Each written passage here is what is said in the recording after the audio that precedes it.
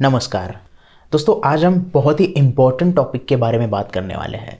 Stock market में अगर आप ये चीज़ नहीं फॉलो करते हैं तो आप कभी भी अच्छा खासा पैसा नहीं बना सकते हैं। हर कोई इंडिकेटर की बात करता है, चार्ट पैटर्न की बात करता है, लेकिन सबसे इम्पॉर्टेंट चीज़ है वो है सपोर्ट एंड रेजिस्टेंस। किसी भी स्टॉक को बढ़ने के लिए कहाँ पे तो सपोर्ट लेके वो ऊपर जाना चालू हो जाता है या फिर कहीं तो रेजिस्टेंस लेके वो नीचे आना चालू हो जाता है। तो ये सपोर्ट एंड रेजिस्टेंस एक्चुअल में क्या होता है, किस तरीके से ये चार्ट के ऊपर फॉर्म होता है या किस तरीके से ये हमें पिछली प्राइस के हिसाब से, मतलब प्रीवियस ट्रेंड या फिर प्रीवियस हिस्टोरिकल प्राइस के हिसाब से किस तरीके से चार्ट के ऊपर दिखाया जाता है, ये हम आज इस वीडियो में देखेंगे। तो वीडियो को एंड तक देखिए और चैनल को जल्दी से सब्सक्राइब कीजिए। चलिए शुरू करते हैं हमारी वीडियो।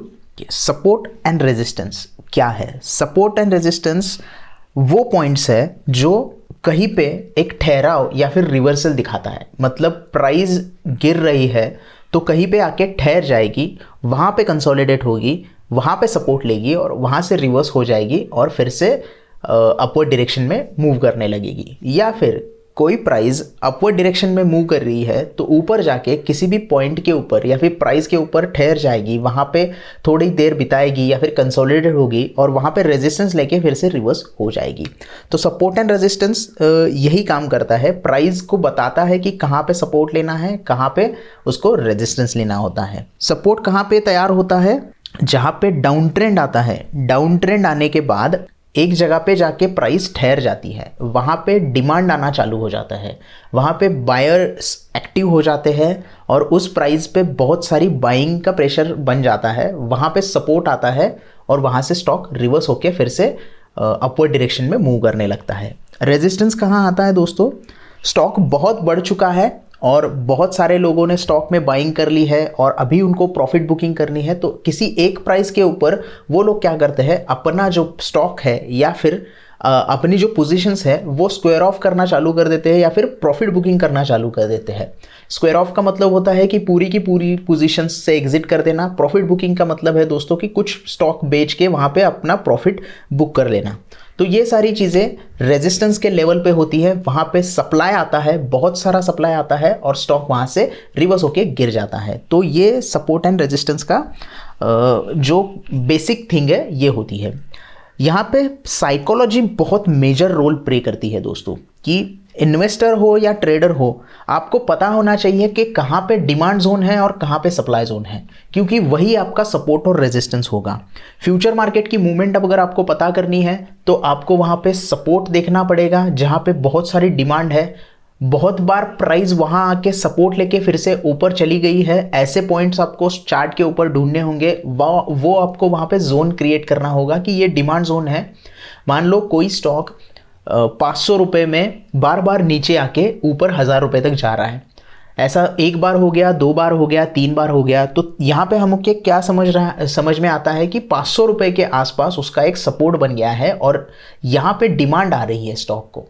वैसे ही कोई स्टॉक अगर 1000 रुपये से बार बार नीचे आ रहा है, मतलब एक बार, 2 बार, 3 बार 1000 रुपये के ऊपर नहीं जा रहा है, उसके यहाँ से नीचे आ रहा है, मतलब यहाँ पे हमें पता चलता है कि 1000 रुपये के ऊपर हमें यहाँ पे सप्लाई जोन दिखाई दे रहा है। जैसे ही स्टॉक 1000 रुपये जाता है, सप्लाई आ जाता है, स्टॉक में सेलिंग आ जाती है और स्टॉक नीचे आ जाता है। ये वर्कआउट कैसे करता है ये देखिए, हम यहाँ पे देखेंगे। यहाँ पे स्टॉक डाउन ट्रेंड में है, स्टॉक यहाँ पे सपोर्ट ले रहा है, पहली बार फिर ऊपर चला गया, यहाँ पे स्टॉक ने रेजिस्टेंस लिया, फिर स्टॉक नीचे आ गया, फिर यहाँ पे सपोर्ट लिया, फिर ऊपर चला गया, फिर यहाँ से रेजिस्टेंस ले गया। यहाँ पे क्या हो गया, स्टॉक ने 2 बार रेजिस्टेंस लिए लिया और 2 बार सपोर्ट ले लिया, तो यहाँ एक जोन बन गया सपोर्ट एंड रेजिस्टेंस का। यहाँ पे आप पता कर सकते हैं कि जब भी स्टॉक इस लाइन के, हॉरिजॉन्टल लाइन के या फिर इस प्राइस के पास आ जाएगी, यहाँ पे स्टॉक यहाँ सपोर्ट लेगा और यहीं से रिवर्स हो जाएगा। वैसे ही आप यहाँ पे पता कर सकते हैं कि जैसे ही इस हॉरिजॉन्टल लाइन के पास या फिर इस हाई पीक के पास स्टॉक आ जाएगा तो वहाँ पे सप्लाई जोन है, स्टॉक वहाँ पे ऊपर नहीं जा पाएगा, वहीं से उसको रेजिस्टेंस लेना है और नीचे आना है। तो यहाँ पे क्या हो गया, स्टॉक ने रेजिस्टेंस ले लिया और सपोर्ट पे, वहाँ पे उसने सपोर्ट लेके फिर से ऊपर चला गया। यहाँ कंडीशन चेंज हो गई, यहाँ पे क्या हो गया, सपोर्ट यहाँ ब्रेक हो गया।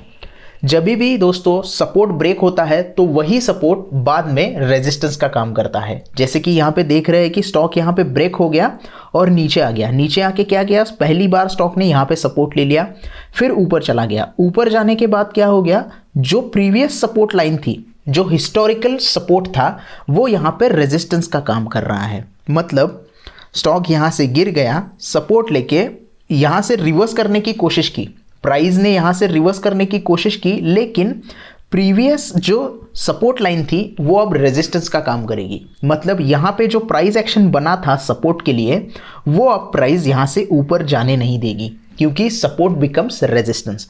इसलिए ये स्टॉक ने क्या किया, यहाँ पे रेजिस्टेंस लिया। अब यहाँ पे रेजिस्टेंस लेके फिर से स्टॉक नीचे आ गया, लेकिन यहाँ पे उसको सपोर्ट है, मतलब यहाँ पे डिमांड जोन बन गया है, इसलिए स्टॉक ने यहाँ से सपोर्ट लेके फिर से रेजिस्टेंस लाइन तक यहाँ पे मूवमेंट दिखा दी। यहाँ पे सेम हो गया, फिर से रेजिस्टेंस से नीचे आ गया और सपोर्ट के पास थोड़ा सा उसने सपोर्ट लेने की कोशिश की, लेकिन ये कंसिस्टेंट नहीं हुआ और यहाँ पे सपोर्ट उसने ब्रेक कर दिया। यही चीज़ आपको अप ट्रेंड में भी दिखाई देगी और डाउन ट्रेंड में इस तरीके से ये पता चलेगा। जब भी कोई भी स्टॉक सपोर्ट ब्रेक करता है तो वो सपोर्ट रेजिस्टेंस हो जाता है आगे के फ्यूचर के ट्रेड के लिए। अगर कोई स्टॉक रेजिस्टेंस ब्रेक करके ऊपर चला जाता है तो वो रेजिस्टेंस फ्यूचर के ट्रेड के लिए उसका सपोर्ट बन जाता है। मतलब अगर प्रीवियस ट्रेंड में कोई स्टॉक ने 1000 रुपये पे रेजिस्टेंस लिया है तो 1000 रुपये ब्रेक करने के बाद वो 1000 रुपये की प्राइस उसकी सपोर्ट हो जाएगी। वैसे ही कोई स्टॉक ने अगर 500 रुपये पे सपोर्ट लिया है और वो स्टॉक 500 रुपये के नीचे ट्रेड करने लगता है तो वही 500 रुपये का सपोर्ट फ्यूचर में जाके उसका रेजिस्टेंस बन जाएगा। इसी का एक एग्जाम्पल हम चार्ट के ऊपर भी देखेंगे और किस तरीके से इसे ट्रेड करना होता है ये भी हम यहाँ पे देखेंगे। तो चलिए चलते हैं चार्ट के ऊपर और देखते हैं किस प्रकार से ये ढूंढा जाता है। ये देखिए, हमने यहाँ पे HDFC लाइफ का डेली चार्ट ओपन किया है। यहाँ पे हम समझेंगे कि सपोर्ट और रेजिस्टेंस किस तरीके से काम होता है। यहाँ पे देखिए, स्टॉक यहाँ से शुरू हुआ, उसकी जर्नी चालू हो गई थी 2018 में। स्टॉक ने क्या किया, सबसे पहले यहाँ पे रेजिस्टेंस लिया, फिर नीचे आ गया, फिर यहाँ पे रेजिस्टेंस ब्रेक कर दिया और स्टॉक यहाँ पे ऊपर तक चला गया। जैसे ही ऊपर चला गया स्टॉक, प्रीवियस हमारे पास कोई यहाँ पे ट्रेंड नहीं था, इसकी वजह से ये ऑल टाइम हाई था। इसका फ्यूचर आगे का चार्ट अभी बना नहीं था, ऐसा हम समझते हैं। देखिए यहाँ पे क्या हुआ, पहला रेजिस्टेंस लिया, फिर नीचे आया, फिर ये रेजिस्टेंस इसने ब्रेक कर दिया। मतलब यहाँ पे क्या हुआ, पहला जो रेजिस्टेंस था अब ये सपोर्ट बन गया। ये शुरुआत है इसकी वजह से हम यहाँ पे सपोर्ट की एक ड्रॉ जोन मार्क करके रखा है हमने। यहाँ पे जैसे ही ब्रेकआउट आया स्टॉक यहाँ तक ऊपर चला गया, फिर नीचे आ गया। नीचे आने के बाद स्टॉक ने क्या किया, इसी जोन में सपोर्ट ले लिया और एक बार नहीं बहुत बार सपोर्ट ले लिया। यहाँ पे थोड़ा सा बड़ा करेंगे तो दिखाई देगा आपको। ये देखिए, पहली बार सपोर्ट लिया, फिर दूसरी बार सपोर्ट लिया, तो ये क्या बन गया, हमारा एक सपोर्ट जोन तैयार हो गया। तो हमने इसको आगे तक ड्रॉ कर दिया। स्टॉक यहाँ से फिर आगे चला गया और यहाँ पे रेजिस्टेंस ले लिया पहली बार और यहाँ पे दूसरी बार रेजिस्टेंस ले लिया। मतलब अब ये हमारा सपोर्ट बन गया और ये हमारा रेजिस्टेंस बन गया। रेजिस्टेंस के बाद क्या हुआ, स्टॉक फिर से नीचे आ गया। ये देखिए, स्टॉक यहाँ से गिर गया और गिरने के बाद क्या हुआ, ये सपोर्ट था लेकिन स्टॉक ने ये सपोर्ट भी ब्रेक कर दिया। पहला सपोर्ट स्टॉक ने ब्रेक कर दिया, थोड़ा सा हम यहाँ पे देखेंगे। पहला सपोर्ट यहाँ पे हम स्टॉक ने ब्रेक कर दिया और फिर से स्टॉक नीचे आ गया। नीचे आने के बाद क्या हुआ, ये जो हमने सपोर्ट जोन मार्क करके रखा था उसके नीचे का स्टॉक ने वहीं पे सपोर्ट ले लिया। ये देखिए, यहाँ पे हम आगे जाके देखेंगे तो यहाँ पे हमें पता चलेगा, पहला सपोर्ट यहाँ पे ले लिया, फिर स्टॉक ऊपर गया। जो प्रीवियस सपोर्ट जोन था ये हमारा रेजिस्टेंस जोन बन गया और स्टॉक ने यही रेजिस्टेंस ले लिया, 2 बार ले लिया। उसके बाद स्टॉक फिर से इस सपोर्ट जोन के पास आ गया। तो इस तरीके से रेजिस्टेंस बिकम सपोर्ट हो गया, सपोर्ट बिकम रेजिस्टेंस हो गया। ये देखिए, ये पहले सपोर्ट था, अभी भी ये सपोर्ट है, ये सपोर्ट रेजिस्टेंस का काम कर रहा है अभी। और जब भी स्टॉक यहाँ से ब्रेकआउट देगा तो सपोर्ट रेजिस्टेंस जो होगा आगे जाके सपोर्ट का काम करेगा। आगे हम देखेंगे। ये देखिए, यहाँ पे हमें दिखाई दे रहा है कि कंटिन्यूअस अच्छी खासी रैली हो गई। ये 2020 के बाद की रैली है, मतलब ये कोविड के बाद जो रैली आई थी उसकी ये रैली दिखाई दे रहा है। यहाँ पे क्या हो गया था, हमने ये पहले से जोन मार्क करके रखा था क्योंकि प्रीवियस हिस्ट्री में, पास्ट हिस्ट्री में स्टॉक ने यहाँ पे रेजिस्टेंस लिया था। तो यहाँ पे हमें क्या पता चल रहा है कि यहाँ पे स्टॉक थोड़ा कंसोलिडेट हो रहा है लेकिन नीचे नहीं आया स्टॉक वहाँ पे। ये देखिए, यहाँ पे हम क्या देख रहे हैं कि पहली बार स्टॉक ने यहाँ पे रेजिस्टेंस लिया, थोड़ा सा नीचे आ गया, लेकिन बाद में उसको ब्रेक कर दिया, क्योंकि यहाँ पे वो रेजिस्टेंस था वो यहाँ पे उसने ब्रेक कर दिया। अच्छा खासा वॉल्यूम, ये देखिए वॉल्यूम भी बहुत अच्छा खासा बढ़ गया यहाँ पे, वॉल्यूम के साथ यहाँ पे बाइंग आई, इसकी वजह से रेजिस्टेंस जो था वो ब्रेक हो गया। अभी रेजिस्टेंस ब्रेक हो गया तो उसका काम क्या है, सपोर्ट का काम है आगे जाके।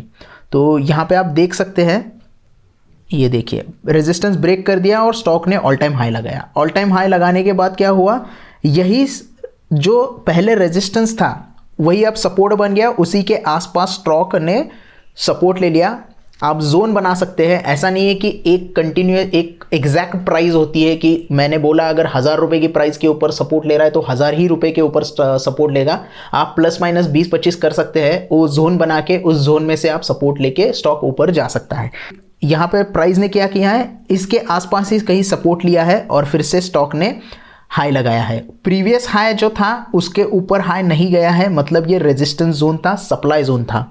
यहाँ से स्टॉक फिर से नीचे आ गया, पहली बार नीचे ब्रेक करने की कोशिश की लेकिन ब्रेक हुआ नहीं, फिर से स्टॉक ऊपर चला गया और दूसरी बार में स्टॉक ने ये सपोर्ट ब्रेक कर दिया।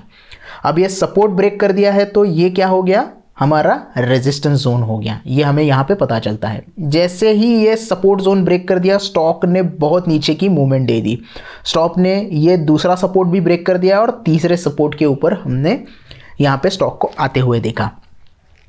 इसके बाद स्टॉक मूवमेंट ऊपर चला, फिर ऊपर चला गया, फिर पहली बार यहाँ पे रेजिस्टेंस के आसपास स्टॉक नीचे आ गया, फिर यहाँ पे सप्लाई जोन आ गया और ये रेजिस्टेंस जो था, जो प्रीवियसली सपोर्ट का काम करता था, यहाँ पे उसने ब्रेक कर दिया। ब्रेक करने के बाद स्टॉक कहाँ पे आ गया, जो हमारा यहाँ पे प्रीवियस रेजिस्टेंस था, जो पहली बार दूसरी बार रेजिस्ट हुआ था स्टॉक, यहीं पे स्टॉक ने सप्लाई आ गया स्टॉक को और स्टॉक नीचे चला आ गया। ये देखिए यहाँ से स्टॉक नीचे आ गया, फिर ये प्रीवियस का रेजिस्टेंस सपोर्ट बन गया था, यहाँ पे स्टॉक ने सपोर्ट लिया और फिर ऊपर चला गया। इस तरीके से आप प्रीवियस प्राइस देख के कहाँ पे प्रीवियस हाइज बना है, स्विंग हाइज या स्विंग लोज बने हैं, उस आसपास आप जोन बना के सपोर्ट और रेजिस्टेंस में काम कर सकते हैं। इसमें ट्रेड करने के लिए आपको कुछ नहीं करना होता है। अगर आप बायर्स हैं, मतलब आप बुल साइड में ट्रेड करते हैं या फिर आप बाय करना चाहते हैं, तो आपको हमेशा याद रखना है कि सपोर्ट जोन के आसपास आपको बाय करना है। अगर आप सपोर्ट जोन के आसपास बाय करोगे तो आपका स्टॉप लॉस बहुत नज़दीक का रहेगा और आपको लॉस भी बहुत कम होगा। और अगर आप कोई स्टॉक बेचना चाहते हैं तो आप प्रीवियस हिस्ट्री के हिसाब से स्विंग हाइज मार्क करके रखना और रेजिस्टेंस जोन कौन सा है, किस प्राइस के आसपास स्टॉक को सप्लाई जोन मिल रहा है, उस सप्लाई जोन के आसपास आप सेल कर देना, ताकि आपका जो ट्रेड हो वो अच्छी तरीके से हो सकते और स्टॉप लॉस आपका वहाँ पे छोटा सा लगा सके आप। ये आप किसी भी टाइम फ्रेम पे कर सकते हैं। यहाँ पे हमने थोड़ा लंबा टाइम फ्रेम लिया है, डेली टाइम फ्रेम पे। आप 15 मिनट के टाइम फ्रेम पे सपोर्ट और रेजिस्टेंस ढूंढ के इंट्राडे ट्रेड कर सकते हैं। 1 घंटे का सपोर्ट और रेजिस्टेंस ढूंढ के आप स्विंग ट्रेड भी कर सकते हैं। तो टाइम फ्रेम आप कोई भी लगा सकते हैं, आपको बस स्विंग हाइज और स्विंग लोज के ऊपर कॉन्सेंट्रेट करना है, उसे मार्क करके रखना है। और जितने ज़्यादा स्विंग हाइज, मतलब अगर एक ही प्राइस पे या फिर एक ही प्राइस जोन में 2 या 3 बार स्टॉक आके रुक गया हो तो वो अच्छा खासा रेजिस्टेंस जोन बन जाता है। या फिर 2 या 3 बार स्टॉक अगर सपोर्ट जोन या फिर प्राइस जोन में, डिमांड जोन में आके रिवर्स हो गया है तो वो अच्छा खासा डिमांड जोन वहाँ पे बन जाता है। तो ये था पूरा वीडियो दोस्तों कि सपोर्ट और रेजिस्टेंस किस तरह से ढूंढे जाते हैं, आप उसमें किस तरह से ट्रेड कर सकते हैं। जितना ज़्यादा आप सपोर्ट के पास बाय करोगे उतना ज़्यादा आपको अच्छा मुनाफा बनेगा और जितना ज़्यादा रेजिस्टेंस के पास सेल करोगे आपको उतना अच्छा शॉर्ट सेलिंग में मुनाफा हो सकता है। आई होप कि आपको वीडियो पूरा समझ में आ गया है। वीडियो अच्छा लगा हो तो प्लीज़ लाइक कीजिएगा, दोस्तों के साथ शेयर कीजिएगा और हमारे चैनल को जल्दी से सब्सक्राइब कीजिएगा। धन्यवाद।